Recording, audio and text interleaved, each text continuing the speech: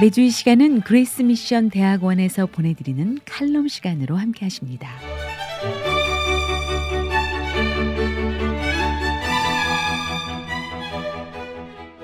사랑하는 미주 복음방송 애청자 여러분 안녕하십니까? 그레이스 미션 대학교 교수 이창수 목사입니다. 인물로 배우는 교회사, 지난 시간에는 바울과 대선교 장정에 대해 알아보았습니다. 오늘은 요한과 사도시대의 종말에 대해 알아보도록 하겠습니다. 요한은 예수님의 제자들 가운데 가장 오래 살았던 인물로 크게 장수한 사람입니다. 그래서 그는 오순절 성령 강림으로 인한 교회의 탄생과 함께 초기 교회사의 징검다리 역할을 했던 인물이기도 합니다. 즉, 요한은 예수님으로부터 직접 가르침을 받았던 제자들의 복음 전파 활동과 그리고 예수님과 실질적인 접촉이 없이 로마 제국의 대도시들에서 열정적으로 기독교 신앙을 전파한 성도들과의 사이에 연결고리 역할을 했다는 점에서 아주 중요한 인물로 평가됩니다. 전승에 의하면 요한은 에베소에 정착하여 여기를 중심으로 해서 광범위한 지역에 영향을 미쳤다고 합니다.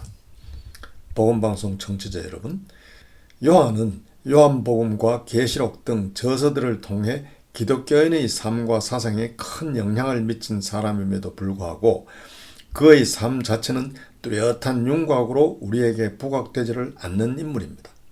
신약 성경에서 베드로와 바울은 강력하고도 위대한 인물로 부상하지만 요한은 그의 언행이 별로 나타나지를 않고 있습니다.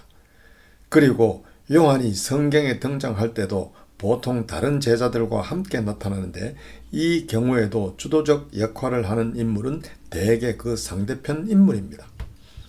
마가복음 1장 19절에 보면 그의 아버지는 세베대라는 어부로서 세베대는 여러 일꾼들을 고용할 정도로 그의 어업은 꽤 번창하였습니다.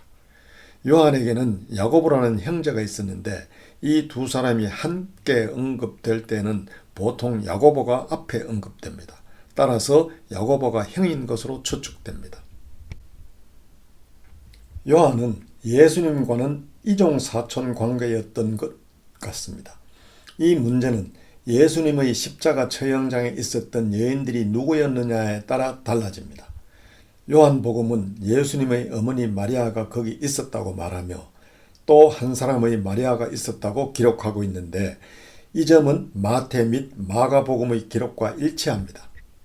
마태와 마가는 이 마리아를 야고보와 요셉의 어머니라고 말하고 요한은 글로바의 아내라고 지칭하고 있습니다. 그 밖에도 마태는 세베대 아들들의 어머니로 추가로 언급하고 있고 마가는 살로메를 언급하며 요한은 예수님의 이모로 언급합니다. 만일 이 사람들이 동일한 한 여인이라면 결국 세베대의 아내는 살로메라는 이름을 가진 동정녀 마리아의 자매라는 뜻이 됩니다. 이러한 견해가 꼭 확실하다고 할 수는 없지만 그러나 충분한 개연성이 있다고 할 수 있습니다. 요한은 예수님의 첫 제자들 가운데 한 명이었으며 베드로와 야고보와 더불어 예수님과 특별히 가까운 사이였습니다. 이 세 사람은 마가복음 9장 2절의 예수님과 변화산에서의 사건, 누가복음 8장 51절에서 예수님이 야이로의 딸을 살리신 사건, 마태복음 26장 37절의 겟세마네 동산의 체험 등 큰 사건이 있을 때마다 예수님과 함께 있었습니다. 예수님께서 성천하신 후에 요한은 베드로 다음 가는 중요한 위치를 차지하고 있었습니다. 복음서와 사도행전을 제외하고 요한을 언급한 구절은 갈라디아서 2장 9절에서 이 두 사람과 요한을 기둥같이 여기는 자들로 지칭하고 있습니다. 예루살렘 교회의 지도자로서 바울과 바나바에게 교제의 악수를 청하였습니다. 또한 예수님은 지상에서의 마지막 날 저녁 유월절 만찬을 베드로와 요한을 시켜 준비시켰습니다. 이상과 같은 구절들은 요한이 제자들 중 중요한 인물 중의 한 사람이었음을 시사해 줍니다. 마가복음 9장 38절에 보면 요한은 어떤 사람이 예수님의 이름으로 귀신을 쫓아내는 것을 보고 그자가 자기들 무리에 속하지 않았다는 이유로 그의 그런 행동을 제지하였다고 예수님께 보고하였습니다. 그래서 예수님은 마가복음 3장 17절에서 그에게 보아너게, 즉 우레란 이름을 붙여주었습니다. 이것이 복음서 전체에서 요한이 한 유일한 말입니다. 그는 십자가까지 예수님을 따라가 그 최후를 지켜본 유일한 남자 제자입니다. 또 그는 부활의 날 아침 베드로와 함께 무덤에 달려갔고 그 후 몇 차례 부활하신 예수님을 만났습니다. 마태복음 20장 21절에는 야고보와 요한의 어머니가 주의 나라에서 그의 두 아들들이 예수님의 좌우편, 즉 최고의 직을 차지해달라고 요청을 합니다. 이 사건에서 두 형제는 자신들이 예수님의 잔을 마실 각오가 되어 있다고 말하며 예수님은 그들이 그렇게 될 것이라고 말합니다. 여기서 잔이라는 말은 예수님의 고난을 은유적으로 표현한 말입니다. 그들의 이 말 속에는 예수님에 대한 깊은 믿음이 엿보이지만 한편 예수님을 따르는 자는 겸손한 섬김의 자세를 가져야 한다는 사실을 이해하지 못한 점도 동시에 엿보입니다. 누가복음 9장 54절에 보면 자신들을 영접하기를 거부하였던 사마리아인의 마을에 하늘로부터 불을 내리고 싶어 했던 사실에서도 이러한 무지가 보입니다. 그들은 열정적인 사람들로서 예수님께서 그들의 요청을 허락하시면 하나님께서 불을 내리실 것이라는 그들의 깊은 확신에서 그들의 깊은 신앙심을 볼 수 있습니다. 하지만 이 사건은 동시에 사랑이 없는 그들의 기질을 쉽게 내비칠 수도 있는 모습을 보여주고 있습니다. 사도행전에서 그의 이름만 언급하고 있는 두 구절을 제외하고는 요한은 언제나 베드로와 함께 등장하고 있습니다. 사도행전 3장에서 성전 미문의 안전뱅이를 치유한 사건, 사도행전 4장 1, 3절의 복음의 메시지를 전파하다가 체포된 사건 등이 그 전형적인 예입니다. 사도행전 4장에서 그들이 대제사장과 공회원들 앞에 섰을 때 배우지 못한 사람들로 간주되었지만 예수님이 말씀하시고 행하신 놀라운 것들에 대해 자신들이 전하지 않을 수 없노라고 역설하고 있습니다. 요한복음에서는 예수님께서 사랑하신 제자라는 말이 5차례나 나옵니다. 요한의 이름이 구체적으로 언급되지는 않았으나 그 사람이 바로 요한이라는 구체적인 증거가 있습니다. 예수님의 십자가 처형 이후 다시 고기잡이에 나섰던 제자들 가운데는 그 사랑하시는 제자도 끼어 있었습니다.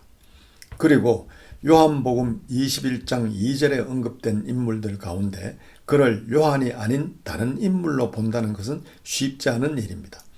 그가 시몬 베드로였을 리는 만무합니다. 왜냐하면 베드로는 그 사랑하시는 제자와 함께 있었던 것으로 언급되기 때문입니다.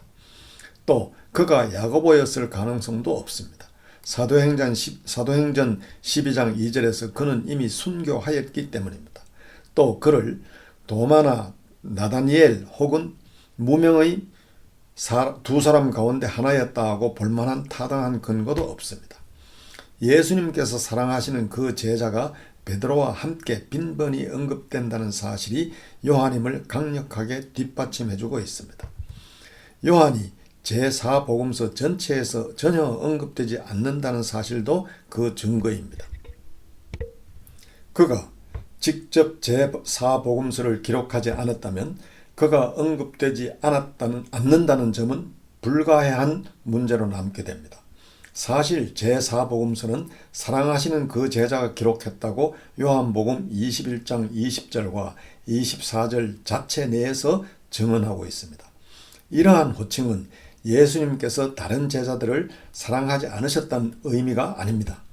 예수님은 그들 모두를 사랑하셨습니다. 다만 이 명칭은 요한이 특별히 주님과 가까운 사이였음을 말해주고 있습니다. 요한복음 13장 23절에서 예수님의 마지막 날 성만찬 때 그가 예수님의 품에 의지하고 있었다는 사실이 그러한 관계를 보여주고 있습니다. 또 요한복음 19장 26절에서 예수님은 십자가에 매달려 계실 때 이 요한에게 자신의 모친 마리아를 부탁하셨습니다. 예수님이 친동생들보다 요한을 모친의 복량자로 택하셨다는 사실은 두 사람 사이의 끈끈한 관계를 보여줍니다.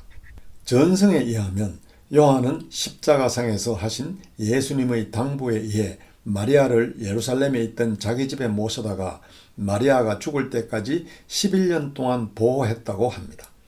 요한은 바울의 활동에 의해 복음이 소아시아 지방에서 세력을 얻게 되자 에베소 교회의 초빙을 받아 요한은 에베소로 가서 장로로 에베소 주변 지역에 예수님의 복음을 가르쳤다고 전해집니다.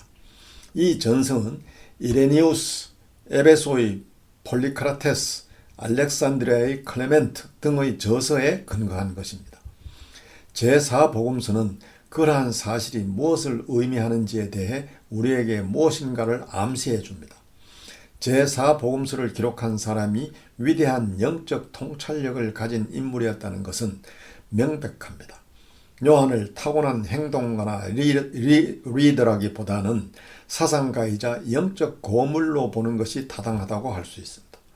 이러한 점은 후세의 그리스도인들에게 큰 영적 자산을 남긴 것이라고 할 수 있습니다. 요한계시록에서 우리는 요한이 하나님의 말씀과 예수님의 증거 때문에 밤모섬에 있었던 것을 알 수 있습니다. 계시록은 요한이 환상가였음을 보여줍니다. 이 책은 하나님이 그에게 주신 다수의 환상들을 기록하고 있습니다. 요한이 유배당한 상황에서 하나님의 승리에 대한 희열이 가득한 책을 저술했다는 사실은 참으로 흥미롭습니다. 요한 2서와 3서, 서두에서 그는 자신을 장로로 부르고 있습니다. 이는 그의 노령의 나이나 교회의 직분을 가리키는 말로 보입니다.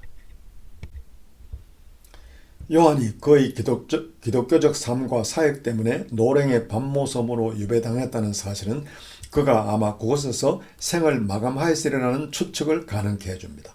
그러나 역사가 유세비우스는 그가 밤모섬에서 에베소로 돌아와 거기서 트라이안 황제 시대까지 살았다고 말해주고 있습니다. 요한이 거기서 죽은 사람을 살렸다는 이야기도 전해오고 있습니다. 우리 교회사에서 요한의 지대한 중요성이 그의 저서들에서 비롯된다는 사실은 명백합니다. 그의 복음서는 모든 세대의 성도들에게 축복의 원천이 되어 왔으며 그의 서신들도 또한 그러하며 계시록은 신비한 책입니다. 그의 여러 개의 저서들은 신약 성경 가운데서 꽤 상당한 부분을 차지하고 있습니다. 그의 특색 있는 글들은 우리가 다른 곳에서 발견하지 못하는 가르침을 전해줍니다. 요한은 예수님의 가르침 가운데서 자신이 기록으로 보존한 내용을 통해 그리고 그리스도인의 길에 대한 자신의 이해를 바탕으로 남긴 이 유산을 통해 훗날의 모든 그리스도인들은 그에게서 커다란 부채를 지게 되었습니다. 요한이 노년에 막대한 영향력을 미쳤을 것으로 후세의 그리스도인들이 늘 생각해온 것도 당연하다 하겠습니다. 요한은 예수님의 시대와 그에 뒤이은 열정적인 최초의 복음 선포 시대 그리고 초대 교회 사이에 위치하는 과도기적인 인물이었습니다. 초기 교회의 성도들은 예수님 그리고 베드로 및 바울과 같은 사도들과 개인적 접촉을 통해 본 적이 없는 사람들이었습니다. 이런 면에서 요한은 초기 교회 성도들이 그들 스스로가 십자가에 못 박혀 죽으신 예수님의 참 제자들로 여길 수 있도록 길을 닦아주었다고 하겠습니다. 그럼 미주복음방송 애청자 여러분, 내주 이 시간에 다시 뵙겠습니다. 안녕히 계십시오.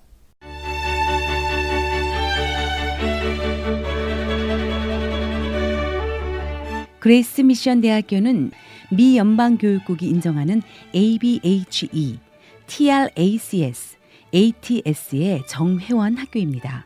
학교에 관한 자세한 문의는 전화 714-525-0088 또는 웹사이트 gm.edu를 방문해 주시길 바랍니다.